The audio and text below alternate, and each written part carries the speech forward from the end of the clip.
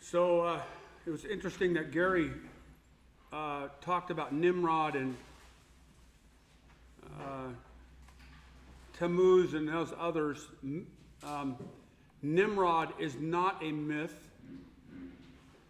Tammuz and his so-called Queen Mother, those others are myths.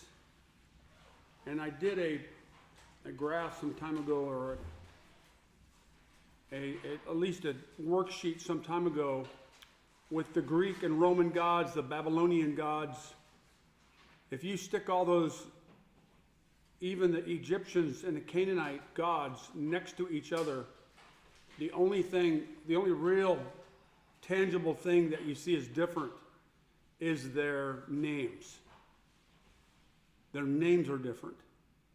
But you still have a main god with his son who wanted to thwart him, who, you know, and some of the stories are a little different. They they have these sexual relations with family members and all this kind of other weird stuff.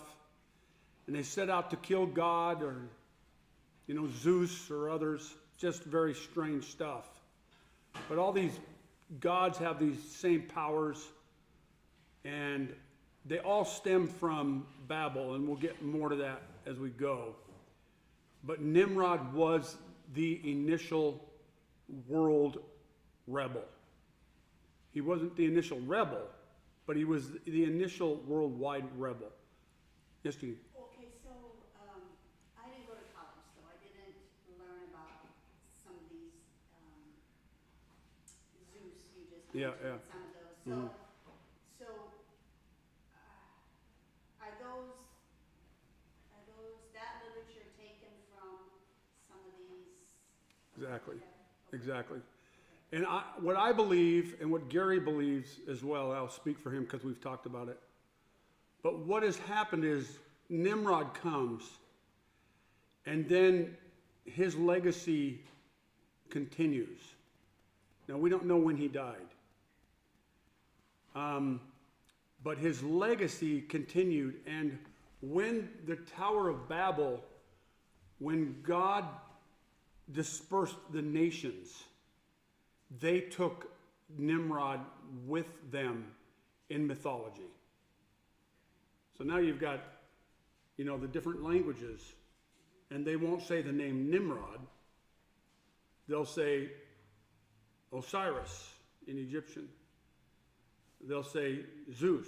They'll say all of these other different names. And I'm not saying that they're the same person. I'm not saying Zeus is Nimrod. My point is that there's an overarching person in mythology, overarching God, their sons and their daughters, the queen of heaven, all of those things, and it starts at Babel. Now I want to emphasize something. When Lamech took two wives, he started a rebellion. It was Satan who started a rebellion, but Lamech is the first one who really rebels, who and in fact gets others to rebel with him. And he is a world rebel. He is trying to take the throne of God. It's interesting, again, remember he took two wives. The angels will take wives. Guess who else takes wives? Esau. Esau takes Canaanite wives. It says specifically he took a wife from the Horvites and others. And so they're trying to thwart God in his plan. They hate their father. You know, think about it. Nimrod is the son of Noah.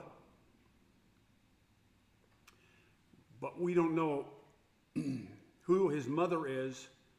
And if, sorry. We know that he was the son of Noah. That I have to be, because you have Noah and 3 kids. So Noah has to be. Like Adam, who started the planet, we are the son of Adam. Right. Then we are, again, the son of Noah. Austin, would you get me a cup of coffee, please? And just one of my green, go in my cabinet and find my, or I've got one here, just a cup of coffee. But we don't know who their wives are. And like I said before, the Jewish tradition is that Naamah was the wife of Noah. That's their tradition. And it could be, if you go back, watch, see where Naamah's at? Naamah's here. So, I mean, Noah could have married her. He's down here a ways, but I think it's a little too far, and it doesn't work in my mind.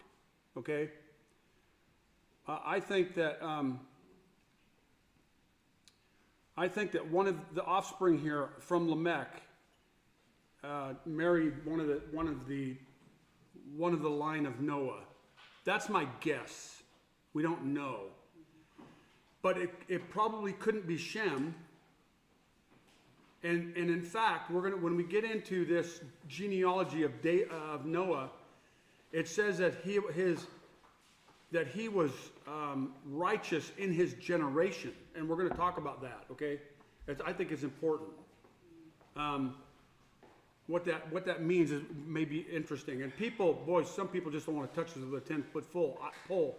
I think it's kind of fun to try to understand it a little bit more, and we'll give you some information that may help us understand something. But this is what we do know. Okay, we've got to come down on this idea, because the Nephilim, we're going to find out in just a few verses where the Nephilim at, and it says they were on the earth then and afterwards. And somebody wants to suggest that, well, the angels came down and mated with men afterwards again, or women, the daughters of men, or it's not even Seth's line. You know, it's a manly line, the daughters of men is some other line. But Nephilim, we're going to find out, we're going to learn a lot about Nephilim, because they're an evil horde, and they can't be saved. Their name means the fallen ones. So we're going to look at this more as we go. We're just getting into this whole concept, and we'll go as we go. Yeah. Pastor, I was doing some study on the ark and everything this week. How come, didn't he have another son? And how come, unless that's what I'm reading is correct, why didn't he get on the ark? What was the reason? There's no indication of that. There's no indication? None. Okay. And people, see, it's like going back to the whole idea of there has to be somebody else there. There's something that we don't see, and so we just insert it. And we can't do that. We cannot do that unless the Bible either specifically says it, which we don't have to insert if that happens, or if the Bible alludes to it, then we can go there. But the Bible does not allude to Noah having 3 more. Okay. It just does not. Same and with the daughters? After the flood. After the flood. Okay? He has 3 boys before the flood. We know that. It tells us that. We don't have to guess that. About 100 years before the flood. I don't think they're twins, because we're going to find out the older was this and the older was that. Japheth was the oldest. So we'll talk about this. But remember, Paul says don't go beyond what is written, and then he mentions genealogies and all these kinds of things. But if it's alluded to in the Bible, we should dig into it, and that's what I think Proverbs says, that it's God's business to hide something, and it's the king's business to sort it out. It's a wonderful work that we have to sort these things out and dig into who God is. Okay, so we're coming into this right now. We'll and then just please ask questions along the way. But so again, Noah sees Abram, he sees Shem, he sees Isaac, he sees Eber. Eber seems to be the name where Hebrew comes from. The word Hebrew comes from Eber. And then he sees Jacob as well. So he sees, I think, a very interesting thing. if you pull Noah over here, he goes right down to Abram. And did I say he sees? I made a mistake there. Noah stops right there. See the blue line?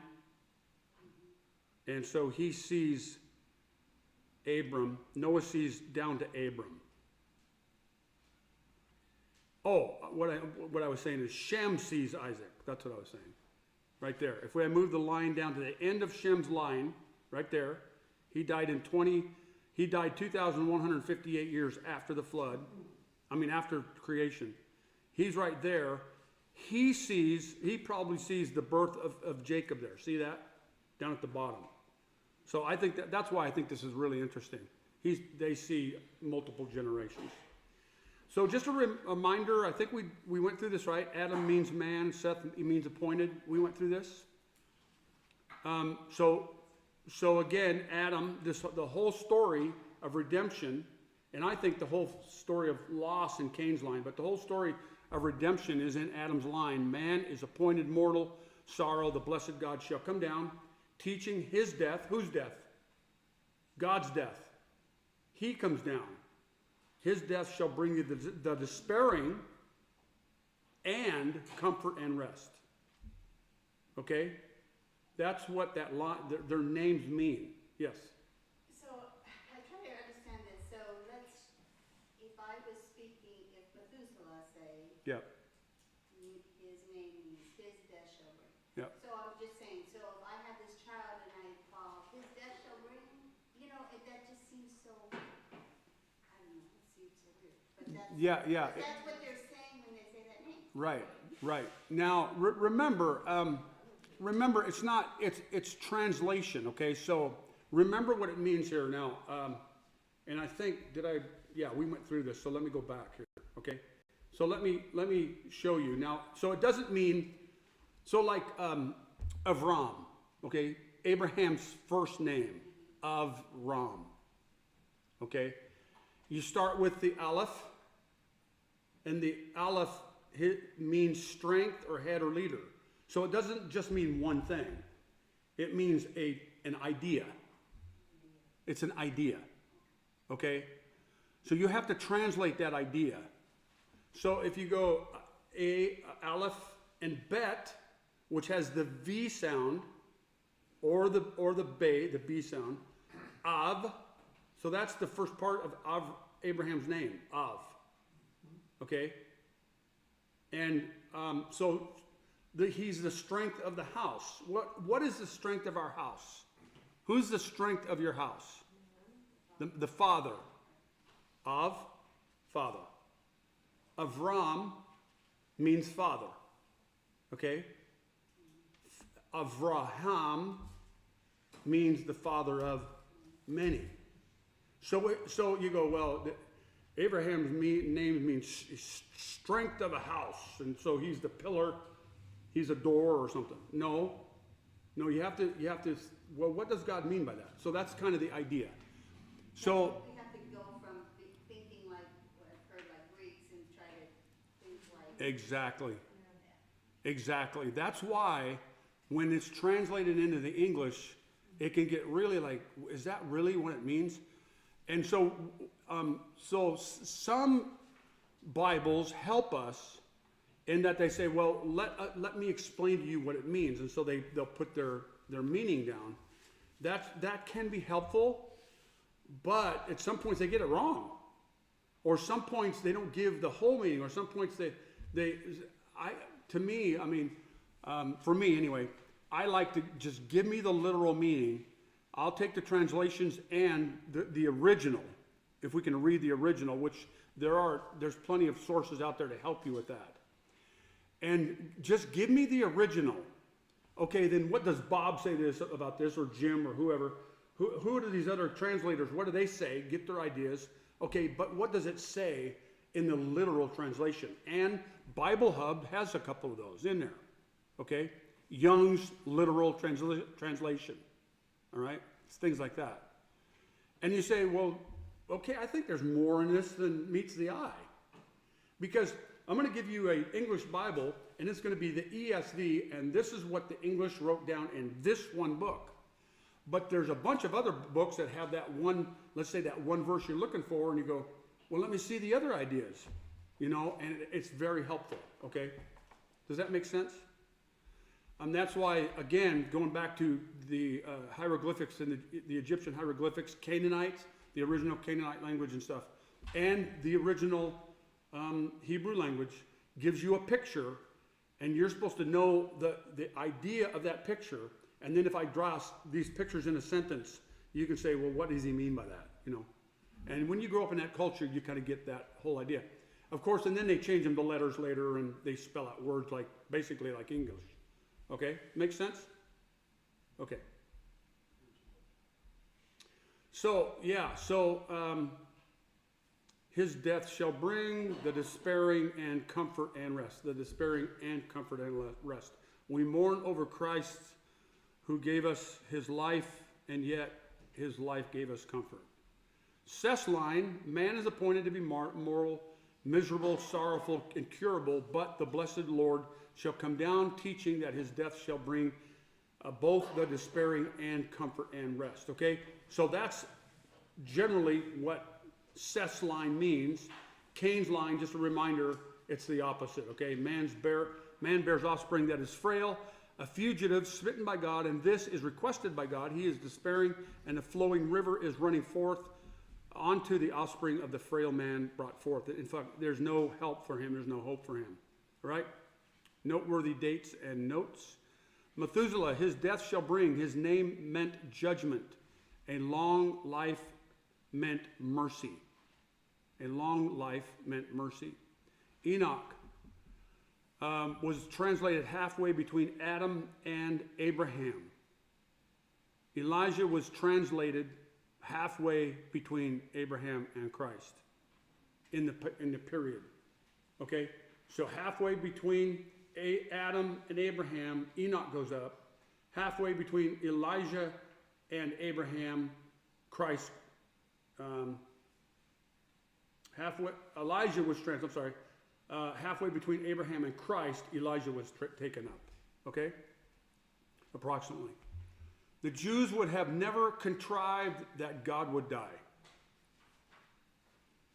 So, the point is, watch, his death shall bring.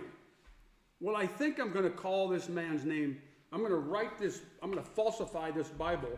I'm going to put this man's name, Methuselah, because God's going to die. So we know, when we go back and read this, when you dig into it, you go, well, the Jews would have never come up with that idea, because God does not die. That's their problem with Jesus, you know, the Son of Man, Son of God. So we know that when we run into that kind of stuff, it's interesting, it's not contrived. But Isaiah 53, you know, the Jews did not contrive Isaiah 53 and these kinds of things. They could not contrive the idea of the Messiah in David, the Son of God in Solomon, and all these things in one man, Jesus Christ, who will die on the cross. It's just not, it's not a Jewish idea. So the scripture is not Kabbalah. It's not secret knowledge. Okay? It's not like the Masons. It's not like the others that get along and say, we have a secret knowledge, secret handshake. You know, the Jews have their Kabbalah, but the Bible is not. The ancient Jewish tradition of mystical interpretation of the Bible first translated orally and using esoteric methods, including ciphers. It reached the height of its influence in the later Middle Ages and remains significant in Hasidism. Enoch was a prophet, signified by Jude. It was also about these that Enoch, the seventh from Adam, prophesied, saying, behold, the Lord comes with 10,000 of his holy ones. And we'll get into Enoch a little bit more.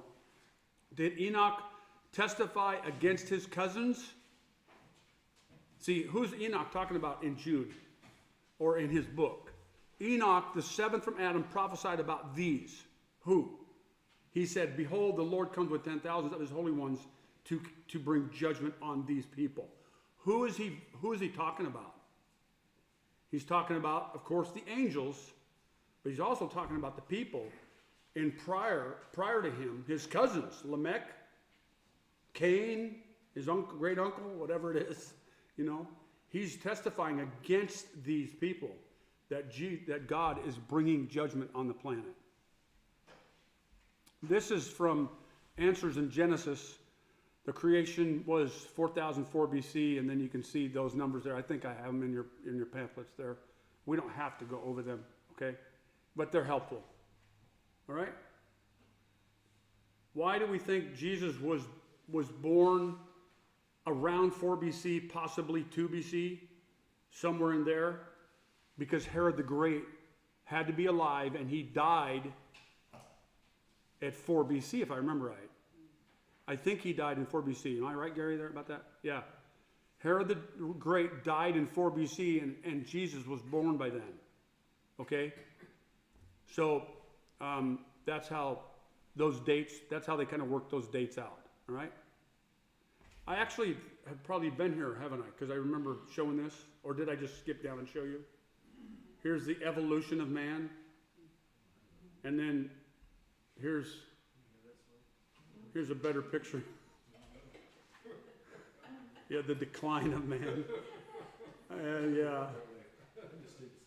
How did they get me in blue shorts? Yeah, I don't know, I'm possibly, well, I don't know, the second from the left, I guess, or the right. I don't know. It's pretty funny. I came across that, I don't know, a couple years ago, and I had to keep it. Gary remembers seeing it. That's why he's laughing. Yeah, they say, we're getting better. We're going to evolve. It's okay. Just everybody, we're going to work this thing out. Are you kidding me?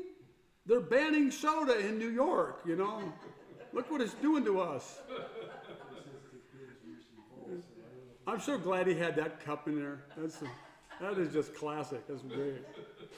That's classic. Yeah. Yeah, we're headed for, we're going to save ourselves all right. Oh boy. Typology. To walk with the Lord was commanded of Israel. Enoch walked with God. Leviticus 26. What page are you on? 45? I think it's 45, but I'm missing that. I'm missing that page too. Oh, you are? Yeah. Page 45? It goes from 44 to 46. I really thought I caught up. So, can I get somebody to look and see if these these pages are here? Just somebody come up and grab this. And this is my pile, and I'm just going to say good luck. So just look for page 45 in there? Yeah, yeah. Thank you so much. I apologize. I really thought I had that. I think we're going to, yeah, we're coming out of the end of chapter 5 pretty soon. So I apologize for that. Man, I thought I was caught up.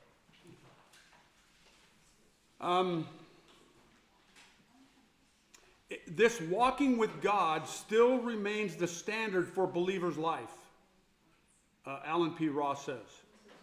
And he gives some verses there, okay?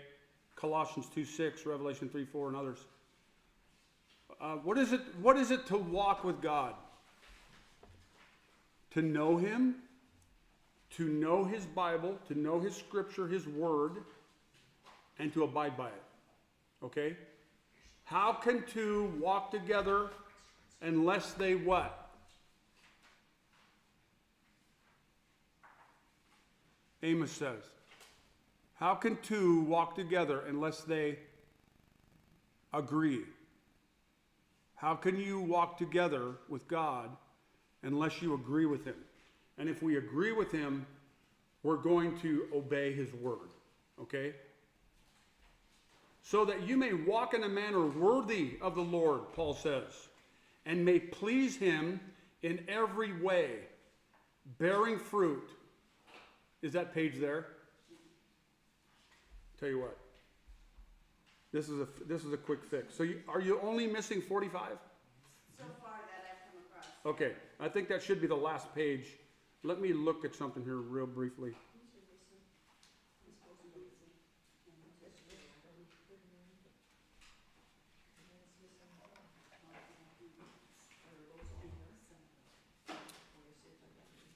Let me see if I got it here. Oh, here it is. Okay. So you have 44, right? Yes.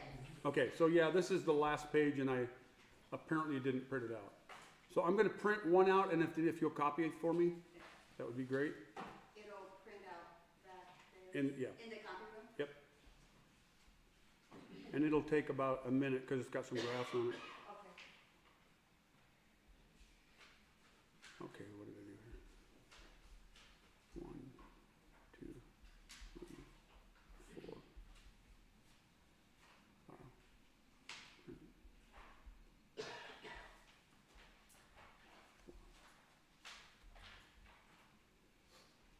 I know the gills are back there not saying anything, and they're really trying to be polite.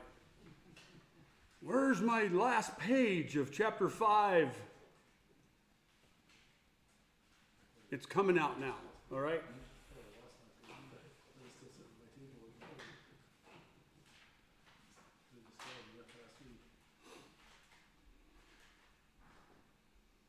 Okay, let's see here. Oops. Okay.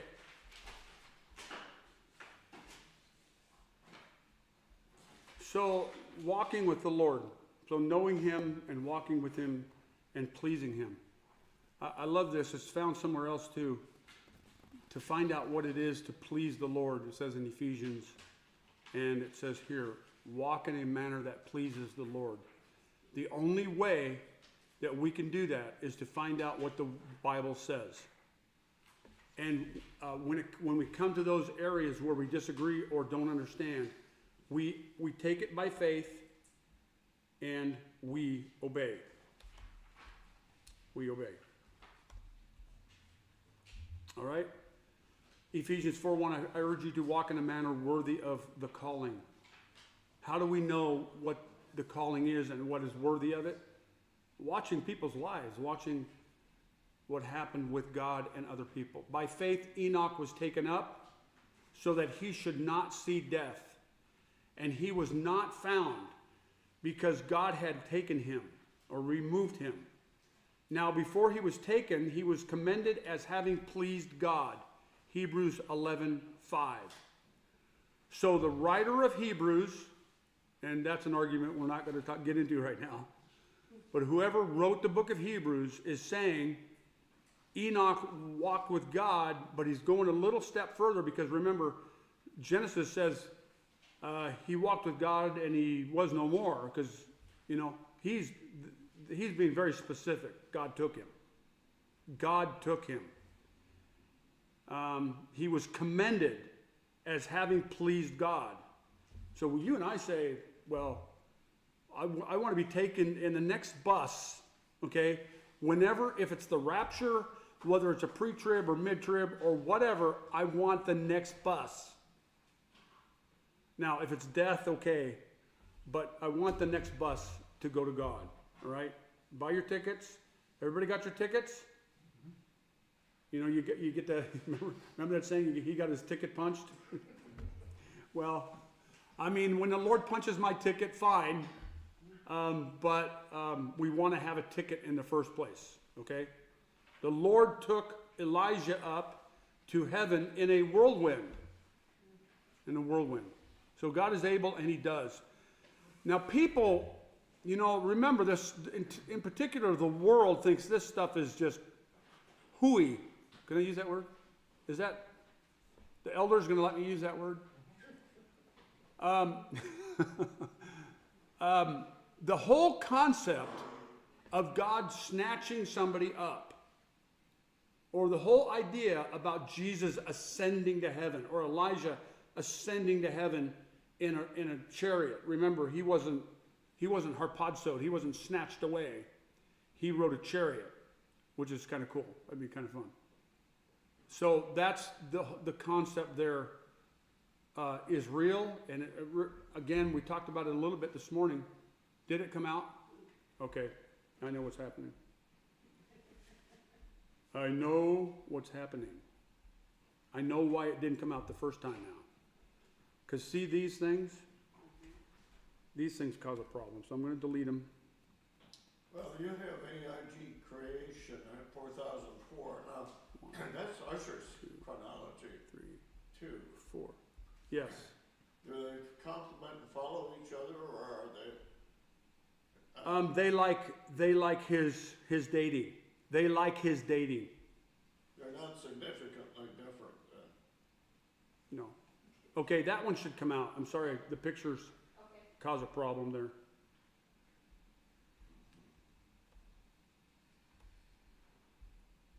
But you're right, Bob. And they used his datings, okay? Is there any reason we don't see women in the evolutionary process illustrated?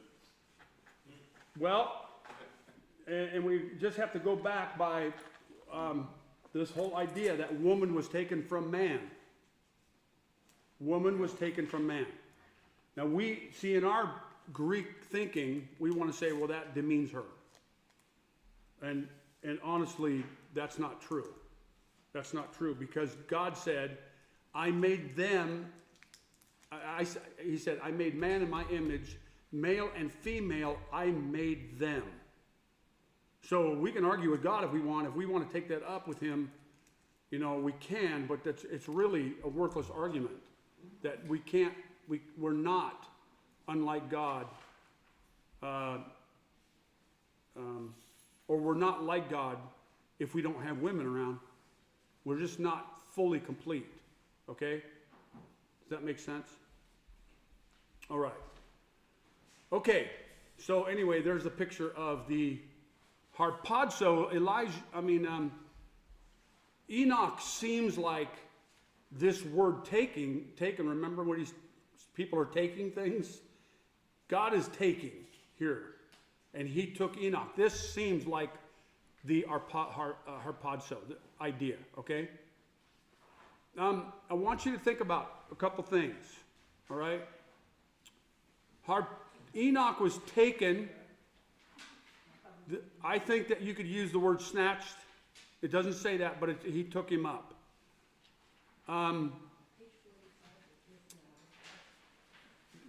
The second Kings, it says he was taken, but there, we see the picture there when Elisha saw him, remember?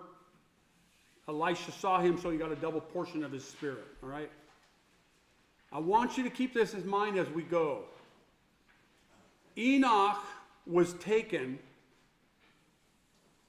He's a picture of the church. Noah was kept during the flood. He's a picture of Israel. We have a tendency to suggest that, like, God took Noah and his family, put him in the ark, and so that's a picture of the rapture. And it's not. Noah never left the planet. He was kept through the flood. He was, we can see by the terminology, and we're going to get into in just a couple minutes. He was kept, he was sound, he was in God, he was chosen. And so God kept him through the flood, which is exactly what is going to happen through the tribulation. Okay? It's not the idea that I will take you out of the hour of tribulation, like one of the churches says. He was kept through the tribulation. Okay? Keep that in mind. Okay, Genesis 6:1, which is a great, wonderful, interesting study. Genesis 6:1. When okay, I gotta just stop there. Sorry. That's why we're in this class. This is a little deeper class than you've probably had before, and it's on purpose. All right? The is the hey, and it is, when it's put in front of a word, Adam, it's the man. So if I say woman, I got to put the there. If I say a woman, then there's no article. When the article is there, then when the is in front, of a Hebrew word, it specifies it. It means something unique. Now then we got to think about what the uniqueness is. And sometimes it's in the context or just in what our knowledge of what we know and those kinds of things. So just remember that. It says, when the man began to multiply on the face of the earth, or the face of the land, and daughters were born to them, the sons of God saw that the daughters of man were attractive, and they took as their wives any they chose. Which is just strange. Now it's going to throw us all into a tizzy, and it should, and it's fun. It's a fun tizzy, okay? So I tried to give this some thought. When the man began to multiply, well, why is he putting an article in front of man? Because he means specifically a specific either set of men,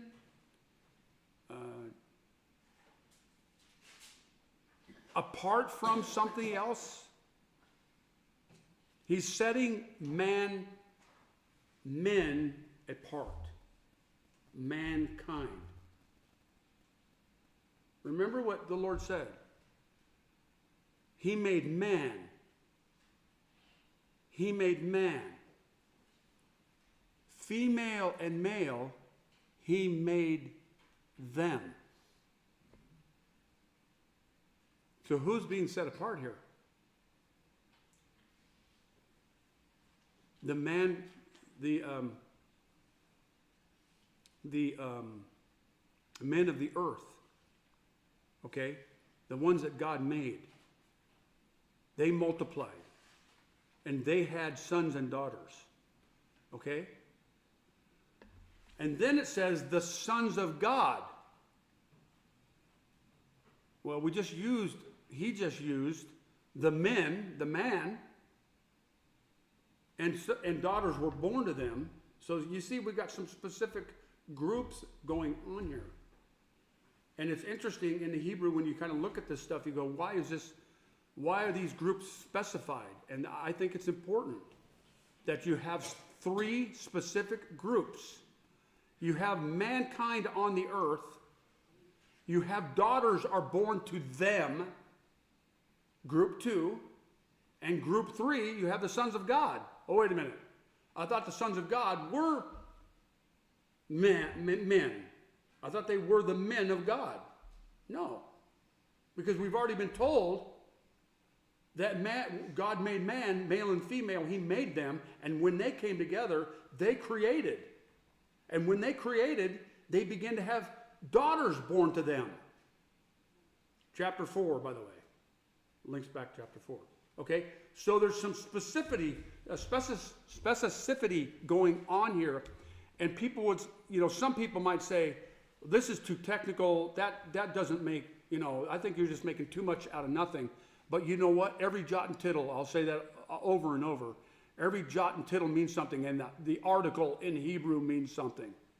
And so does it in the Greek. Okay? He means something here. And when mankind came together, woman and man, daughters were born to them, Genesis chapter 4. And when that time began to happen, or was happening, the sons of God, okay, now let's talk about them, the sons of God saw that these daughters of man were attractive, and they took as their wives any as they choose. Now, remember, the daughters of men, that's another specific group. I mentioned that, but I'm mentioning it because of this. Because he's selecting, this is not kind of a homosexual tendency or anything like the angels. Anything like that. The angels are choosing the women. The book of Enoch says that they lusted after the women, okay? I think there is something more going on, and we'll see how that plays out, okay, as we go. This chapter strikes me as starting off very strange. And as one theologian wrote, it would be very unfortunate to build an elaborate theology out of what follows and similar fragments of biblical information.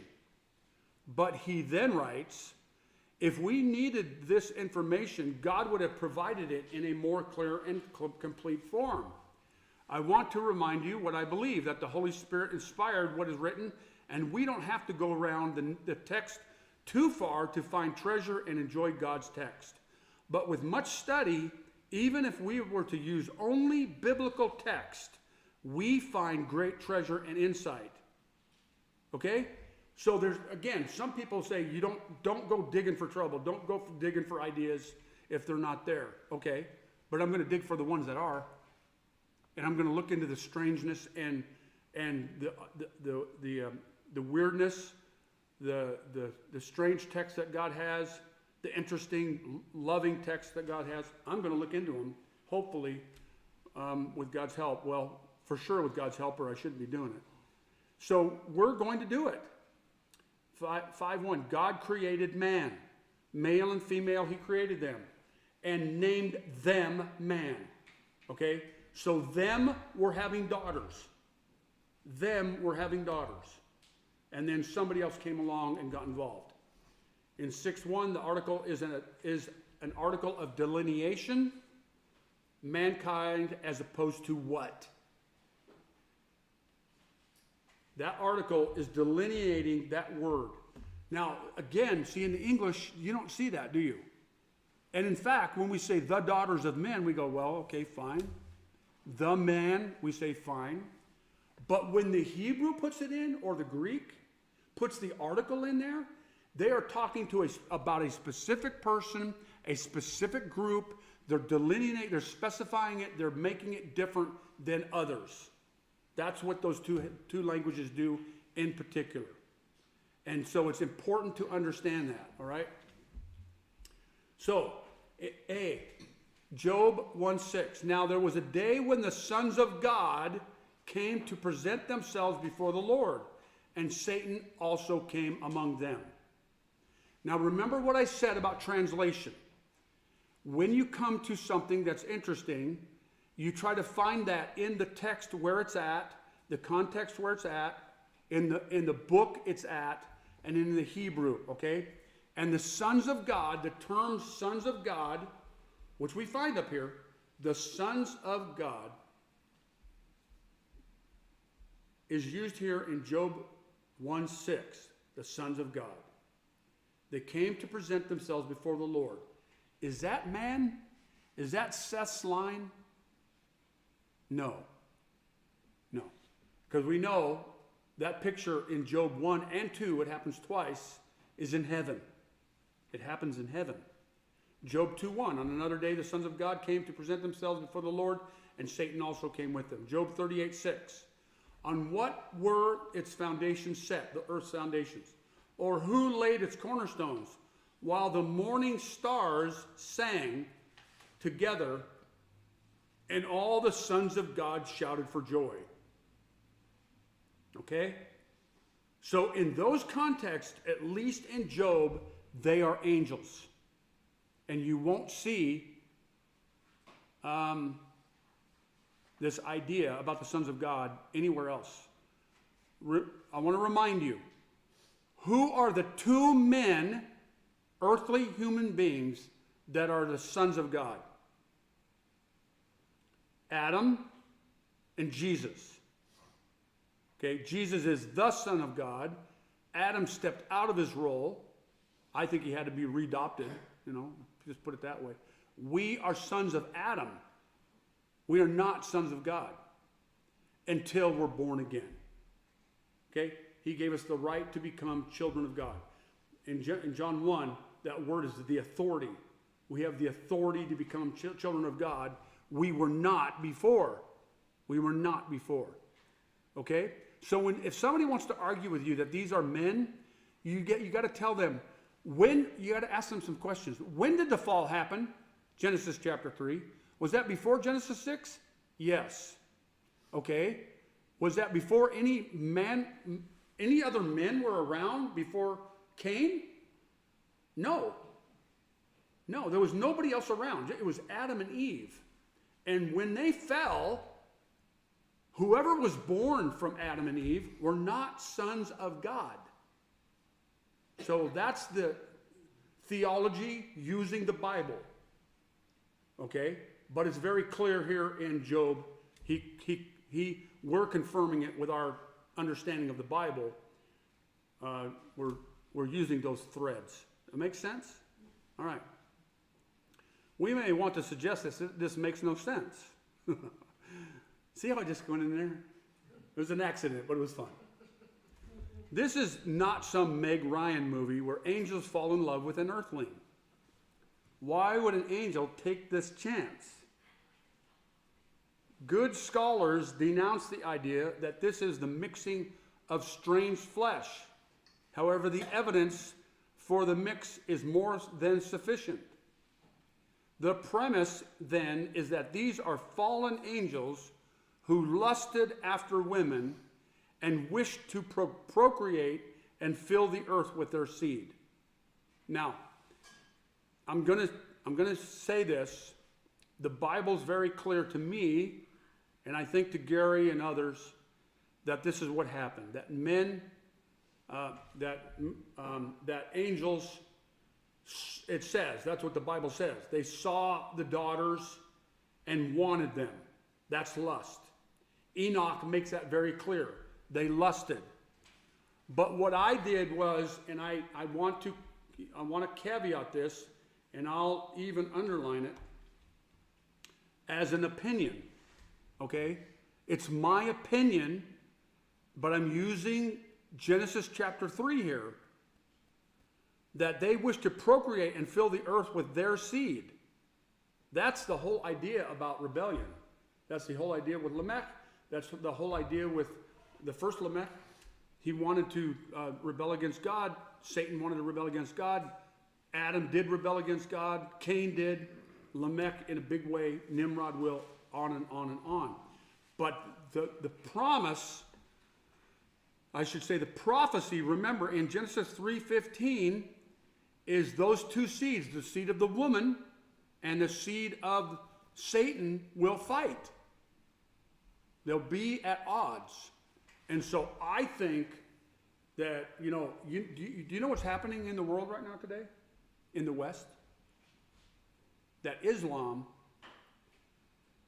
it was mentioned, I think the other day, in Germany or France, but it's probably both. Islamic birth rate is at over 3. What do you have to have a steady population? I think it's 2. 2.1, you start to increase. They're over 3. What is the Caucasian, I'm going to say white, or Japheth line, if you want. What is the Caucasian white, do we use Anglo-Saxon anymore? I haven't heard that in a long time. That describes more Britain. Anglo-Saxon. What is their birth rate? What is our birth rate? It was mentioned the other day that places like, I think it's France and I think it's Germany and Sweden, those kinds of places, some of those birth rates are 1.2, 1.3. That is horrible. Horrible. And Islam is over 3 in the West. We say, this is just a good time to say something again. We haven't said this in a while. But I want to remind you. I remember seeing George Bush standing up there when 9/11 hit. And he was talking about Islam and, we're going to go after the evil Islam and those kind of things. Well, I want to suggest something to you. In a caliphate, when somebody is the imam, which we have many in the United States teaching, when you are under an imam,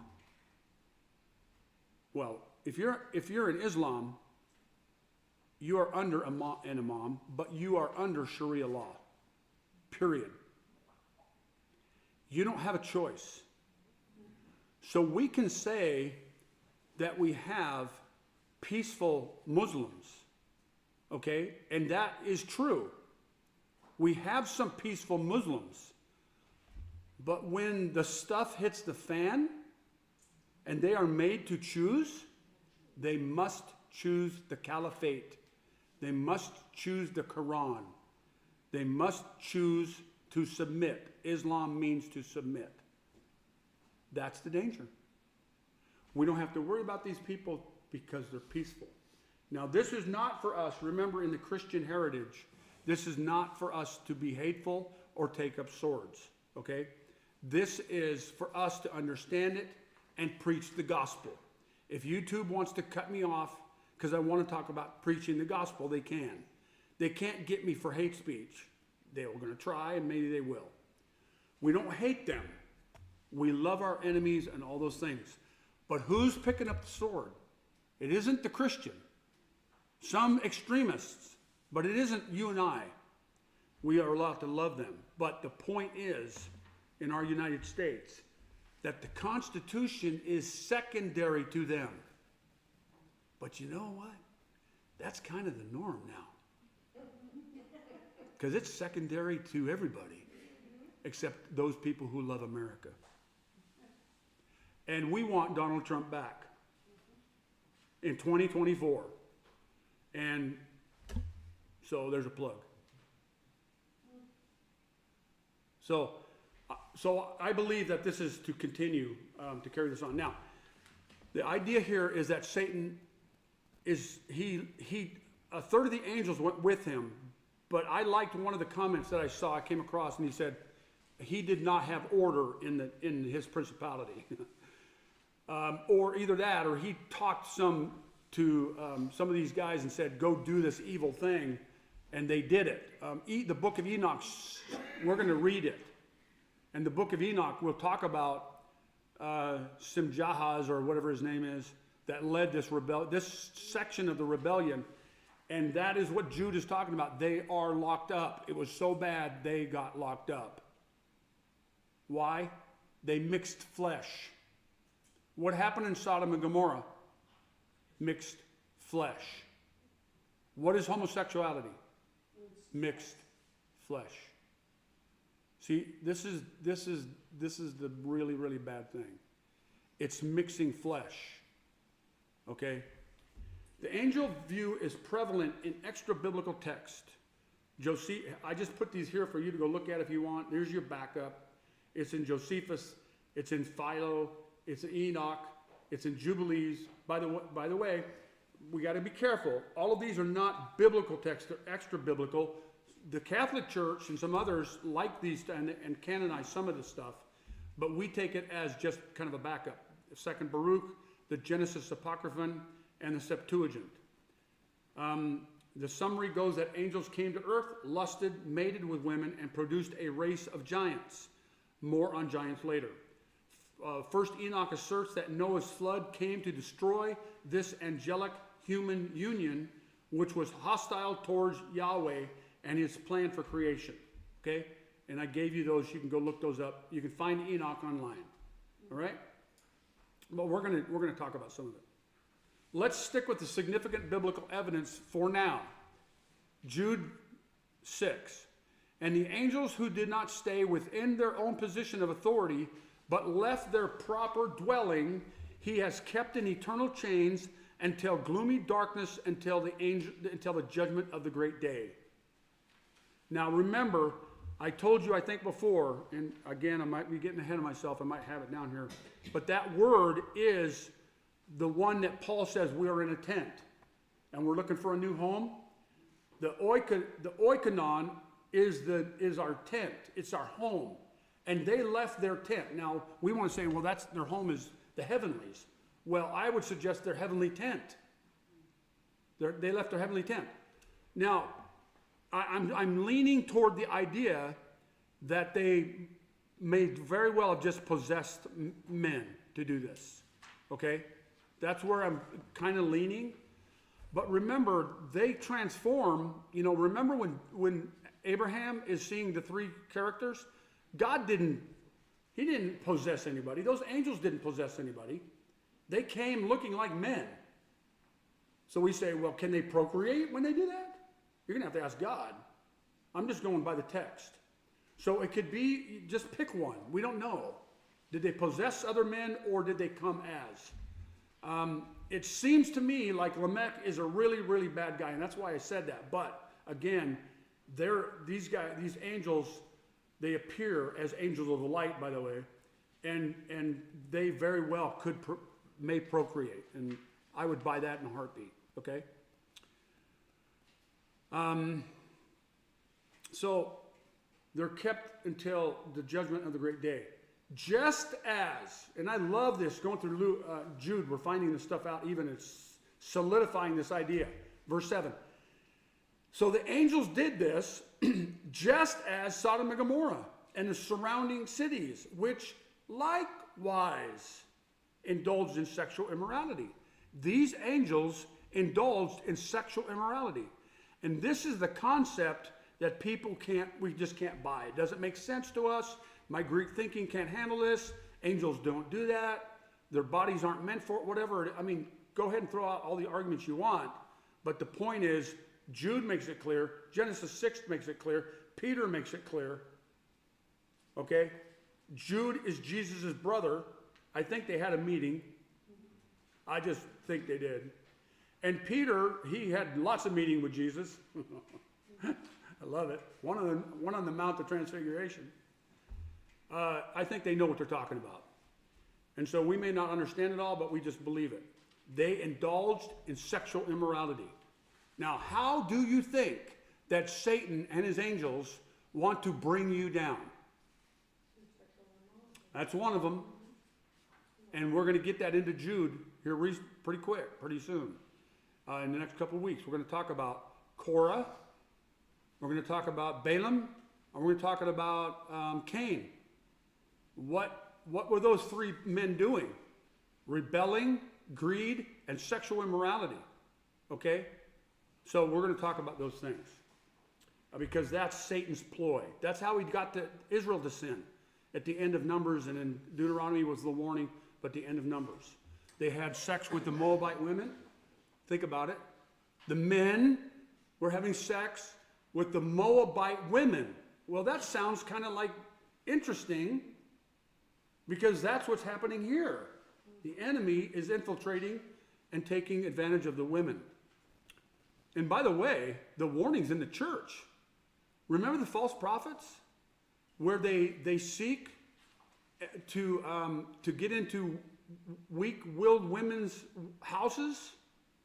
It's a warning in the church. And by the way, Bible update tonight. We'll get into that. So they serve as an example by undergoing a punishment of eternal fire. They are locked up. These angels are locked up. This is important. You need to make a note here. When they did this, God locked them up. When the flood came, God locked them up. So if somebody is going to say, well, afterwards, because it says they were there afterwards, the Nephilim are going to be there afterwards. When it says that the angels probably did it again or may have come down again, that's a significant problem. Because God locked them up. So that didn't happen again. So Gary and I'm convinced something came across on the boat. And we're going to get into that. Jude 14. It was also about these that Enoch, the seventh from Adam, prophesied, saying, behold, the Lord comes with 10,000s of his holy ones to execute judgment. 2 Peter 2:4, God did not spare angels when they sinned, but cast them into the deepest hell and committed them to chains of gloomy darkness to be kept until the judgment. They never get out. So you're not going to find these angels doing this again, because they never get out. These ones. Luke 22:31, Simon, Simon, Satan has asked to sift each of you like wheat. Like wheat. Let's talk timing. Using biblical clues. When did the daughters begin to multiply? And we've already talked about this a little bit. Daughters in Genesis 4. Lamech took two of them, two wives. We don't know if one of them was dark. Something's up with Zillah. She's a scary person. Naamah is named. So there's three women right there. And remember what I said. Eve is mentioned, and then you don't hear any woman's name until who? Sarai. So why are these three women named? It's important. Daughters in Genesis 5. Adam had daughters. Seth had daughters. I'm just going to get right to it. Enosh had daughters. Kenan had daughters. Mahalalel had daughters. Jared, Enoch, Methuselah, Lamech, and Noah. So anyway, up to 9, Lamech. They all had sons and daughters. Okay, so it started rapidly, I think, in Genesis chapter 4, when they began to have daughters, when daughters were multiplied to them. So I think it's Genesis chapter 4. Enoch 6:6. And they were all in 200 who descended in the days of Jared. Oh, now, okay, so it's extra biblical. We got to be careful. But I'm saying, it lines up to me. I've tried to study this as best I can. In the days of Jared, on the summit of Mount Hermon, and they called it Mount Hermon. Okay, that's Enoch 6:6. So where does Naamah and Lamech come down? Where is Jared? Naamah is born right about the time of Jared.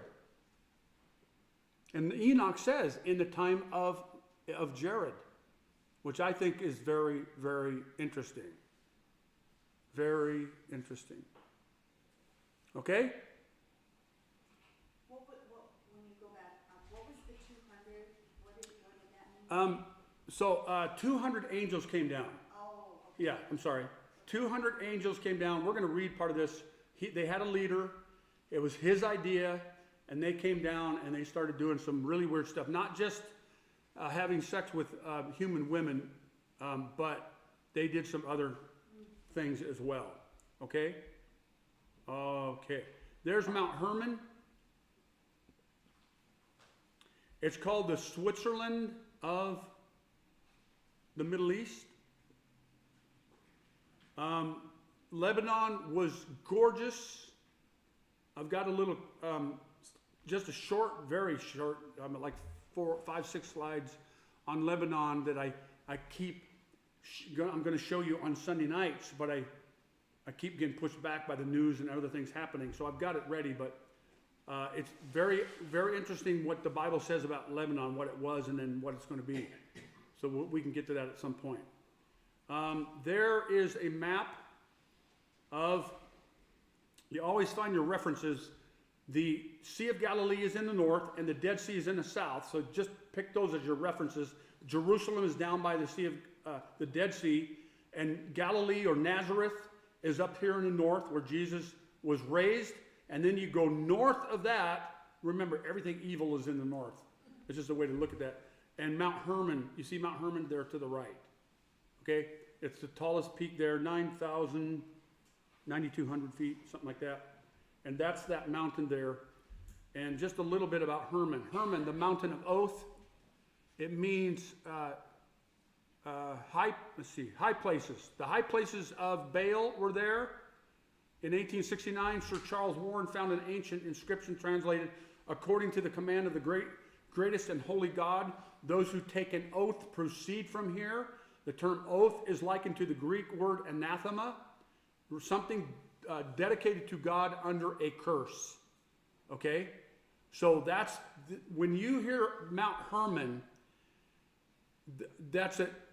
We know this for a fact. The high places were there. It's an evil place. It was one of the last places. In fact, I'm not sure if it was entirely conquered. It is the place that is fought over. Besides Jerusalem, it is the second most place fought over in the planet. It is the Golan Heights. The Syrians want it. The Lebanese want it. The Antichrist is going to want it. Magog wants it. And that's exactly where they're going to get. They're going to get to the mountains of Israel and die there on the bases of Mount Hermon. Okay? Israel has their most sophisticated radar equipment up there in Outlook there. If you own the Golan Heights, you own a lot of area. And there's the Syrian Golan, which are some mountains and a certain range. And then there is the Golan Heights above the Sea of Galilee. If you're up here, right here, Mount Hermon, you can see all over here, okay? And the Golan comes down south, and this is very high range here. as well on the eastern side of the Sea of Galilee. You look right down into the valley. So they have to own these mountains. They have to control these mountains for safety, okay? Jude 14, it was about these that Enoch, the seventh man, prophesied. Did I already say that? I think I said that. 6:3, then the Lord said, my spirit shall not abide in man forever, for he is flesh. His days shall be 120 years. See verse 12. All flesh had corrupted their way. Now, this is really interesting. I think this has a twofold purpose. I think the 120 years has a twofold purpose. And I got the second purpose solidified by the answers in Genesis to help me here a little bit.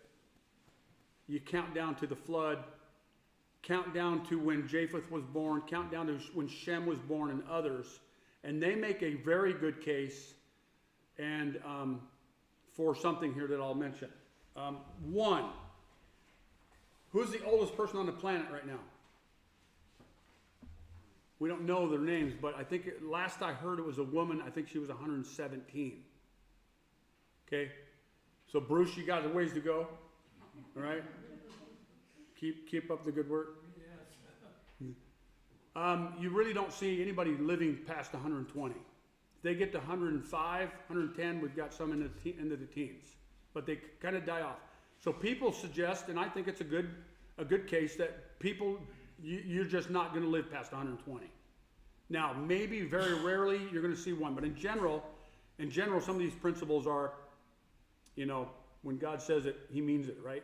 So, however, from the time that this issue, when God made His decree right here, answers in Genesis, and I now think that within 120 years the flood's coming. And they make a good case for it. So at this point, this decree probably happened in 120 years before the flood.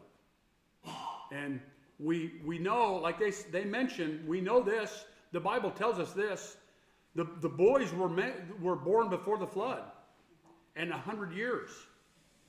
So we know that, and it's really just interesting. And if I remember right, they start having kids at 100 too, if I remember.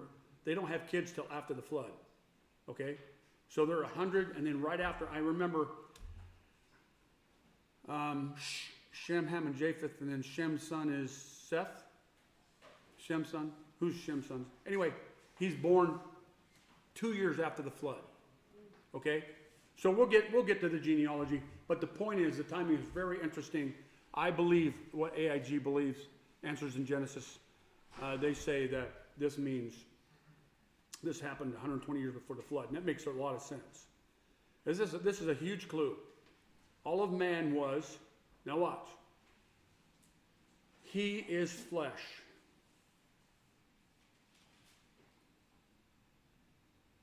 Man is flesh. Is that a good term or a bad term? That's a really bad term. When God breathed into Adam, what was he? He was flesh and spirit. So I go back to that whole idea that when man died, they were made in the likeness of Adam. They did not have the Spirit of God in them. And we know that because we have to be born again. And the Spirit comes. So they are flesh. But it goes, verse 12 says, all flesh has corrupted their way. So it is really bad in a lot of ways. Okay? Number one, mere flesh, no Spirit of God left, used 5 times. The first time was very good when God made the woman from the flesh of the man. Second, corrupt, destroyed is used 5 times. First used here, the word corrupt. The term is used in Genesis 39, Exodus 21, and Numbers 22, meaning wasted or destroyed. It does not take the context of immoral. However, the immorality or corruption destroyed the flesh. Evil destroyed the flesh. The physical flesh is corrupted here.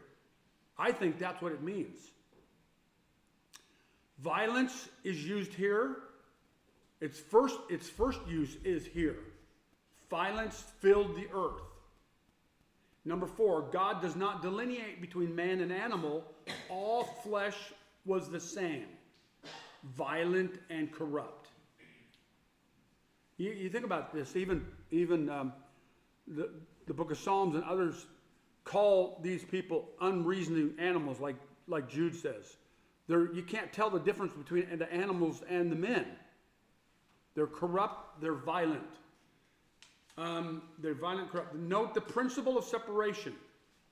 And this is a thread that we've been talking about. We've introduced it. The principle of separation reaches its apex right here. God has had it, and he's going to separate himself from this corruption and this violence. Judy?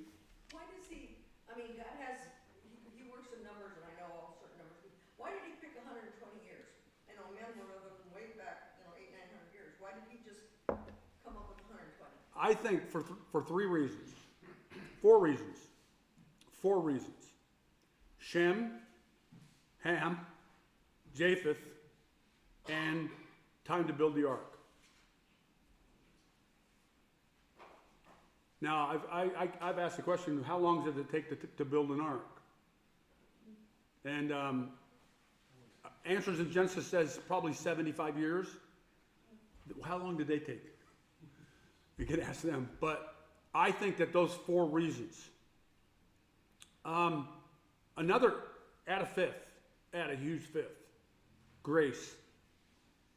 Grace. They had 120 years to repent.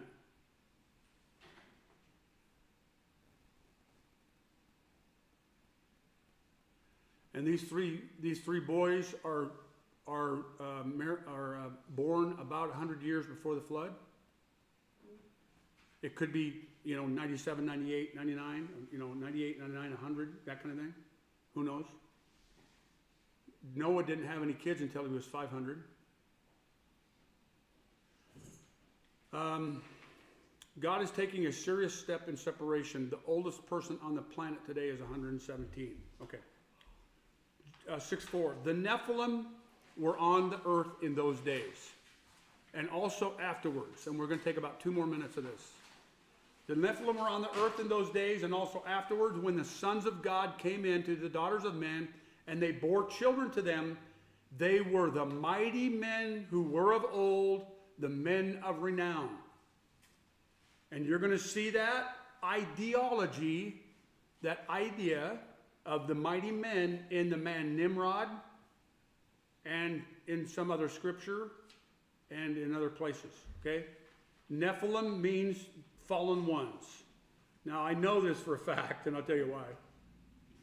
One of the interesting, when we were going through Dallas, when I was going through Dallas, we had to do some translations in certain books. Ruth was one, which I loved, and Jonah was the first one I did. He had us do. And when we translated Jonah, we got to when they casted lots for Jonah, remember? The word is Nephal. To Nephal lots. And I remember we had to do our vocabulary as well. So it was easy, to Nephal. You drop the lots. I mean, you drop the dice kind of thing, So it was an easy one to remember. So when you come to this and say Nephilim, it's to fall. And then Ne'im is the plural. They're fallen ones. So it's very easy. You can't mistranslate this. It does not mean giants. It does not even mean mighty men. It means none of that. It means something worse, actually. It means they're fallen. And that's bad. Who are the Nephilim? Clues. Number 1, what we discussed in 1 through 2 led to Nephilim. The angels and the daughters. They had a being, and they fell. The Nephilim were on the earth afterwards. Those Nephilim were mighty men. Those are the clues. Okay, those are the clues. So briefly, let's take number one. What led to the Nephilim? Josephus writes, "For many angels of God accompanied with women and begot sons that proved unjust and despisers of all that was good on account of the confidence they had in their own strength." Now, the Bible doesn't say that directly, does it? Does it? It doesn't say it directly, but it says they were mighty men. It has these clues. And then you have men like Josephus and others coming along and confirming the idea. For the tradition is that these men did what resembled the acts of those whom the Grecians called giants. They told them also that they found at Hebron the posterity of the giants. Accordingly, these spies who had seen the land of Canaan, when they perceived that all these difficulties were greater than they had met with since they came out of Egypt, they were affrighted. I love this old English. They were scared to death at them, and endeavored to affright the multitudes also. For which reason they removed their camp to Hebron. Folks, I just need to stop here for a second. Hebron is so important. Nobody does any kind of work. They talk about Jerusalem, they talk about some of the other places, but Hebron comes up over and over and over again. That was Abraham's capital. That was the first place that David wanted to go for the first how many years? 7 years. 33 years he was in Jerusalem. Why did you go to Hebron? There's something very interesting there. Abram made his home there. And I think it was around the location of Melchizedek there as well. Pretty close. So something very interesting there. And when they had taken it, they slew all the inhabitants. There were till then left the race of giants who had bodies so large and countenance so entirely different from other men that they were surprisingly to the sight and terrible to the hearing. The bones of these men are still shown to this very day. So isn't that interesting? That you find the Nephilim, Josephus is talking about seeing the bones of these fallen giants to that day. That's really interesting. And when was that? That was about the time of Christ afterwards, the Roman rebellion, 70 AD. Josephus was alive then. And he's writing about these giants. Now, we're going to finish with this.